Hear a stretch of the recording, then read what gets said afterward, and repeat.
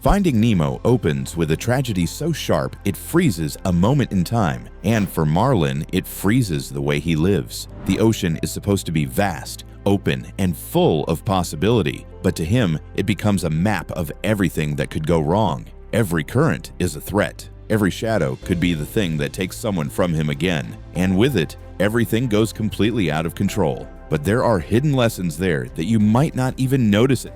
First, and to understand why control means so much to him, you have to see the moment it took over his life. The film doesn't ease us into Marlin's character, it drops us right into the moment that shapes every choice he makes afterward. Marlin and Coral have just moved into their new home, a sea anemone perched on the edge of the Great Barrier Reef. They're playful, excited, and full of plans for their future. The hundreds of eggs resting safely in a small alcove are more than just their children to be. They're the life Marlin imagines he can protect. Then in seconds it's gone. A shadow passes, a barracuda appears. Marlin's attempts to confront it fail, and Coral, along with every egg but one, is taken. The ocean is no longer a place of possibility. It's a place where everything you love can be stolen in an instant. That single surviving egg becomes Nemo, and Marlin builds his entire world around the idea that what happened once can never happen again. His version of love is vigilance, counting every fin stroke, rehearsing safety rules, and triple-checking the anemone before letting Nemo venture out. He even picks their home for its stinging tentacles, convinced they form a perfect barrier against danger. It's control disguised as security, and for Marlin, it feels necessary. He narrates every movement Nemo makes, warns about every possible hazard, and sees any distance between them as an open door for disaster. It's not just about protecting Nemo from predators, it's about protecting himself from the grief he still carries. This is where Finding Nemo lays its foundation. Marlin isn't a bad parent. His fear is rooted in real loss. But the opening shows us that when control becomes the primary way you love someone, it can also trap them. The same walls that keep danger out can keep life itself from getting in. But walls built for protection can feel a lot different to the person growing up inside them. If you're into seeing how these journeys rewire characters, subscribe now before the next one drops. For Nemo, the world has always been filtered through Marlin's caution. Every swim is supervised, every path is mapped, and every risk is shut down before it begins. On the morning of his first day of school, that control follows him right to the reef. Marlin quizzes him on safety, over-explains the dangers of open water, and even embarrasses him in front of his classmates by warning the teacher about his lucky fin. Nemo tries to be patient, but the drop-off, the edge of the reef where the ocean stretches into the unknown, is too tempting. When his classmates dare each other to get closer to a nearby boat, Nemo sees his chance to prove he's more than the careful, fragile image Marlin has built of him. It's not about recklessness for the sake of it. It's about finally making a choice without his father steering it. Marlin's panic escalates into a public confrontation. He calls out to Nemo, telling him he's not ready, that he can't do it, that he'll get hurt. And in that moment, the push and pull between protection and independence snaps. Nemo swims toward the boat, tapping it with his fin in a silent declaration. I can do this. It's a small action with massive consequences. A diver rises from the water, nets Nemo, and disappears with him before Marlin can react. In a heartbeat, the controlled, guarded life Marlin built is gone, replaced by the chaos of an open ocean and an unknown fate for his son. From Nemo's side, the capture is a brutal twist. His first step toward independence ends with complete loss of agency. From Marlin's side, it's confirmation of his worst fears. But the drop-off scene is the heart of their conflict. The more tightly you grip, the harder someone will pull away. Nemo just was trying to prove he could exist outside of his father's shadow. If you like seeing animated movies get unpacked for the layers you didn't realize were there, hit subscribe. There's a lot more ocean to explore. Dory enters Marlin's journey like a burst of color in the middle of his gray, single-minded mission. Their first meeting is pure chaos. She offers to help him track the boat, only to reveal minutes later that she suffers from short-term memory loss. For Marlin, who thrives on remembering every risk and rehearsing every precaution, Dory's approach to life is incomprehensible. Her world operates moment to moment. She doesn't cling to a fixed plan because she literally can't. Instead, she moves forward on instinct, optimism, and a willingness to engage with whatever's in front of her. When she can't remember the exact path to the boat, she simply keeps swimming, a phrase that becomes her mantra and eventually the heartbeat of the film. Dory's lack of control isn't a weakness here. It allows her to adapt instantly. When they're trapped in Bruce's minefield, she diffuses Marlin's panic with humor. When they're swallowed by a blue whale, she listens literally to the whale's instructions, trusting a gut feeling that would have been unthinkable to Marlin at the start of his journey. This adaptability is about connection. Dory approaches strangers without suspicion, whether it's striking up conversations with sea turtles in the EAC or asking jellyfish if they want to play a game. Her openness makes her a natural bridge between Marlin and the unpredictable world he's trying to navigate. For Marlin, traveling with Dory means constantly confronting the limits of his own methods. She forgets instructions seconds after hearing them, misreads dangers, and takes detours he'd never choose. But somehow, those detours often lead them closer to Nemo. She proves that life doesn't have to be tightly managed to work out, and that trust can be just as effective a tool as control. Dory's presence creates a balance Marlin didn't know he needed. Where he sees risk, she sees opportunity. Where he freezes, she acts. And in a story about learning when to hold on and when to let go, Dory is the living example that sometimes letting the current carry you isn't the same as being lost. Meanwhile, Nemo ends up somewhere with rules so rigid they make his dad's version of control look flexible. While Marlin is learning to navigate the chaos of the open ocean, Nemo faces a different challenge, a world where every variable is fixed. The dentist's fish tank is the opposite of the reef. No currents, no predators, no endless expanse. Every inch is visible from the same spot. Every day follows the same routine. It's safe, but it's also a prison. Gil, the leader of the tank gang, understands this better than anyone. His scarred fin is proof that survival in captivity is all about planning. The gang's entire dynamic revolves around carefully controlling the few things they can, monitoring the dentist's habits, tracking the filter system, and knowing when his niece Darla will arrive.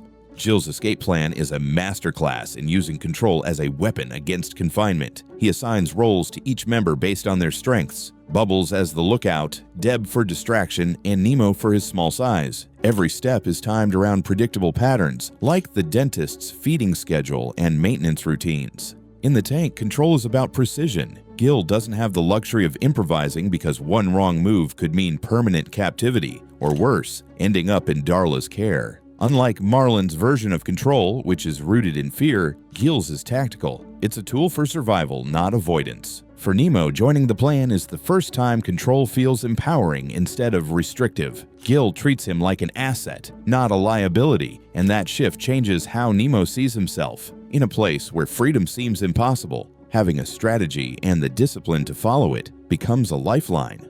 The tank gang shows that control isn't inherently bad. In the right environment, it can focus effort, coordinate strengths, and turn a hopeless situation into one with a clear path forward. But outside those glass walls, Marlin is learning a very different truth. That control can't always be the answer. And eventually, his journey forces him into the hardest test of all, letting go in a moment where everything feels at stake.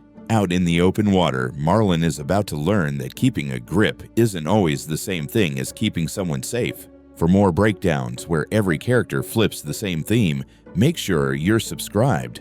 For most of the journey, Marlin treats letting go as the same thing as surrender, a sign that you've failed to protect the people you love. Every decision is filtered through his need to direct the next move, and every setback feels like proof that control is the only thing keeping him afloat. That belief gets tested the most when Dory insists they trust someone else's lead. It happens when they reach the trench on the way to Sydney. Dory, after reading the directions on the scuba mask, remembers that the safest path is through the dark gorge, not over it. Marlin ignores her, convinced that his judgment is safer, and they end up in a swarm of jellyfish. The escape leaves Dory unconscious and Marlin badly stung, a painful confirmation that pushing ahead on his own terms nearly cost him the person who's been keeping him going. Later, when they finally reach Sydney Harbor, Marlin's instinct is to take full charge of the rescue. But Dory's ability to connect with others becomes the deciding factor. It's her conversation with Nigel the Pelican that gets them inside the dentist's office. For Marlin, that's the quiet turning point, realizing that trusting someone else's skills doesn't mean abandoning the mission. The clearest example comes after a chaotic series of events leaves Marlin believing Nemo is gone. For the first time, he stops, not because he's given up on his son, but because he understands he can't force the outcome. It's a shift from control as command to control as trust, trusting that Nemo, if alive, has the ability to face what's in front of him. When they reunite in the fishing net sequence, that shift becomes action. Marlin doesn't try to take over or pull Nemo to safety himself. He listens. He lets Nemo take the lead, even in a dangerous moment, because letting go here is the only way for them to succeed.